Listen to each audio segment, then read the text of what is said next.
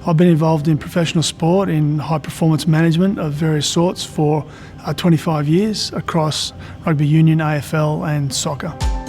When I started, it was a stopwatch and a pen and paper. That's what we had, that's what I learnt with. And then by around about the end of 2003 was probably the first time I got hold of what you'd now call IMUs, so GPS, accelerometer, gyroscope units, and we started tracking players. From there, it's really escalated.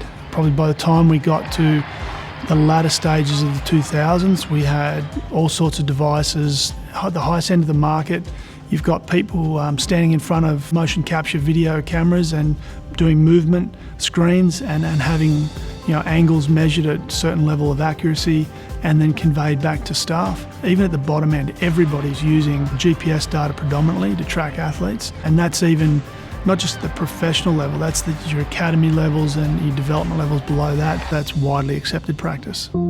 There's a lot of data that people don't know how to use. I would be comfortable in saying there's a lot of data being produced by companies that the company doesn't know how to use. The meaningful management of data is solely dependent on the people you have involved. If you have people that can manipulate large sets of data, that can communicate data information into delivering knowledge to the staff around them, including the coaching staff, that's critical. And I wouldn't say that level of expertise pervades everywhere. Across all the commercial environments I've worked in, there is no conversation that I've been party to that says, okay, you've collected XYZ data, what are you doing with it? Where does it exist? How do we secure it?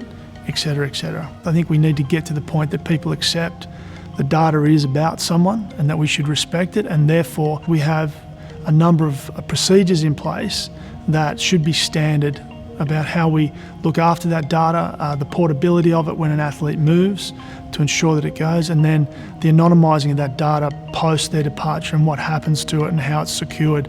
And the fact that our industry has grown so rapidly in the last 25 years that growth has in some ways outstripped the ability of any overseeing body to really keep an eye on it.